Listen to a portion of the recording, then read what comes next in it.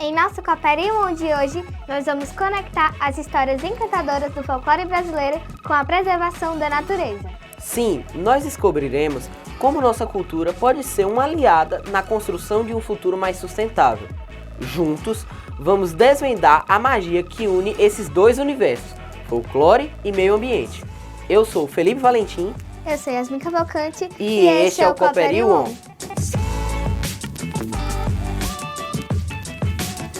O folclore brasileiro é um tesouro de histórias que falam sobre a harmonia entre seres mágicos e a natureza. Veja agora quais lendas são exemplos disso. No folclore brasileiro, há uma relação muito forte entre essas figuras lendárias e a natureza.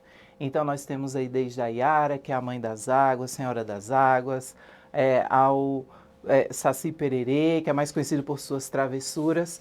Mas aquelas figuras que realmente possuem uma relação de proteção com a natureza, vamos ter o Curupira, que é aquele que em Tupi-Guarani significa corpo de menino, aquela figura de cabelos flamejantes, pés para trás, que confunde justamente os caçadores, os exploradores das matas e das selvas. Também temos, para a proteção das matas, o Boitatá, que em Tupi-Guarani significa cobra de fogo.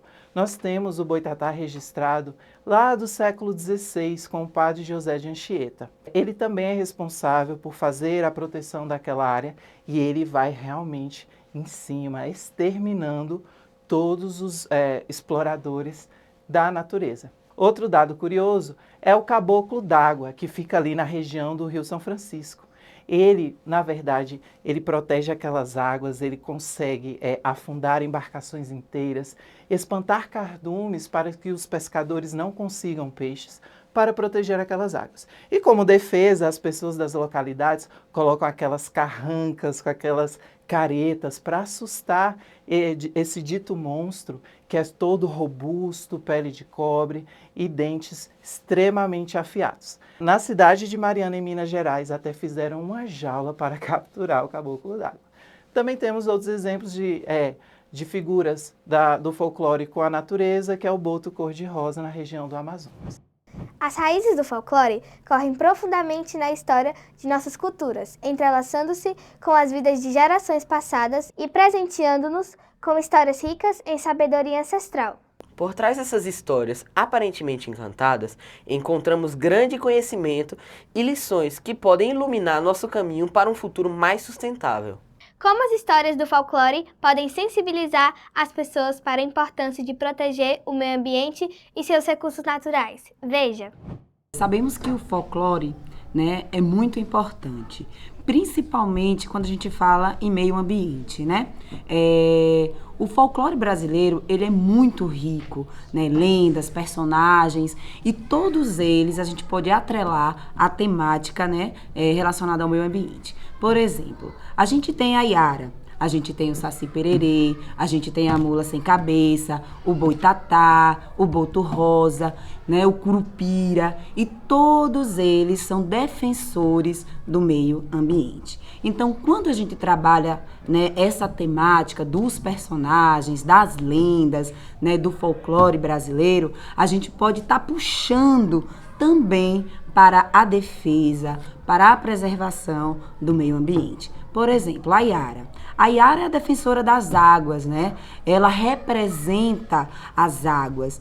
E a gente pode estar utilizando, principalmente para as crianças, exemplos, de como a Iara lida com a preservação das águas, como é importante preservar. A gente pode contar a história dos encantamentos, que ela traz com sua voz belíssima, justamente para falar sobre essa questão de como preservar e cuidar das águas, O Saci Pererê, que é esse menino levado, que a gente pode também trazer para a temática do cuidado com o meio ambiente, do cuidado com a limpeza, evitar jogar lixo. O Curupira, que é o defensor das florestas, a gente pode trabalhar a temática do desmatamento, assim como o Boitatá, a mula sem cabeça.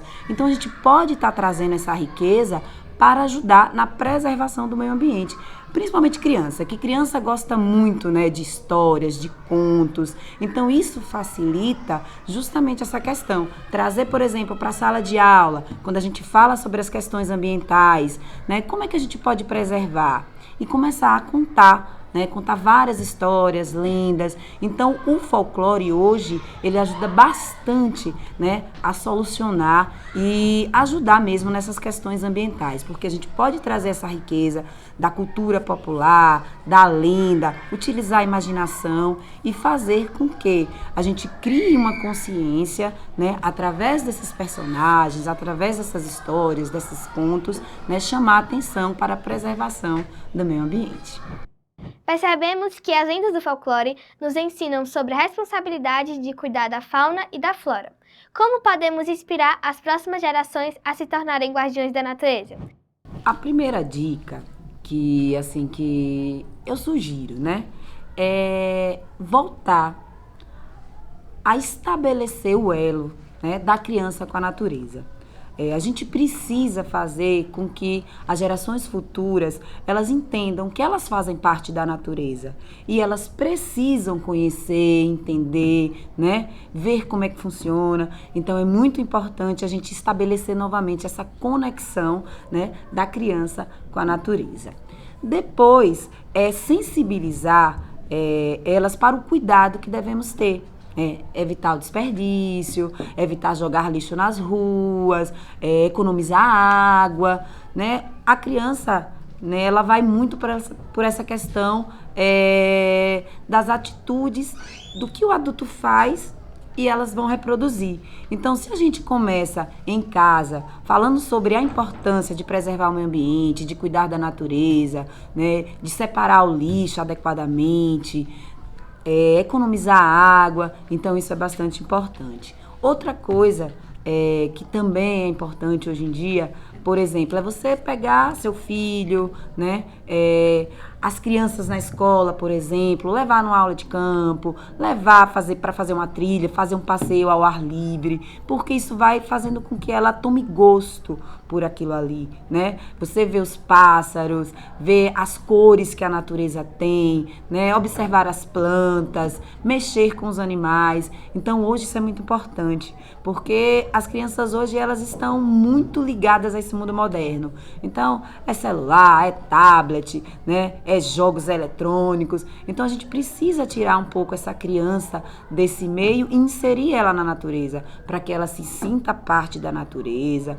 para que ela entenda que ela faz parte daquilo ali, que ela precisa preservar, cuidar, para que no futuro ela consiga aí usufruir dessa natureza. Nossa jornada pelo folclore e meio ambiente chega ao fim, mas o encanto dessa conexão continua a nos inspirar. Vimos que a sabedoria das histórias do folclore pode ser a chave para a preservação do nosso lar, a Terra. Juntos podemos criar um futuro mais sustentável. Por isso, dê o seu like e compartilhe esse vídeo para que o máximo de pessoas tenham acesso a esse conhecimento. Até o próximo programa!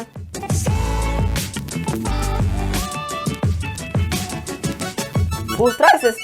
Ai! Doeu até... Por trás! Encontramos grande conhecimento e... Eu lembrei por trás. Vai, pode ir. Desculpa, Felipe. Pera, foi mal que agora me deu vontade de espirrar. Ainda bem que parou. Meu Deus. Depois que eu espirrei, ainda bem que parou. Pera aqui, agora deu outra vontade de espirrar. Nossa jornada pelo folclore e meio ambiente chega ao fim, mas... Calma aí. Pronto, vai, pode ir. Pode dar uma movimentada nos braços. É porque eu tive que estralar aqui. Você escutou? Ave Maria! Para que o máximo de pessoas tenham acesso a esse conhecimento. Esqueci, fala o que era. Só falar Até o próximo programa. Tá. Tem repetido de novo.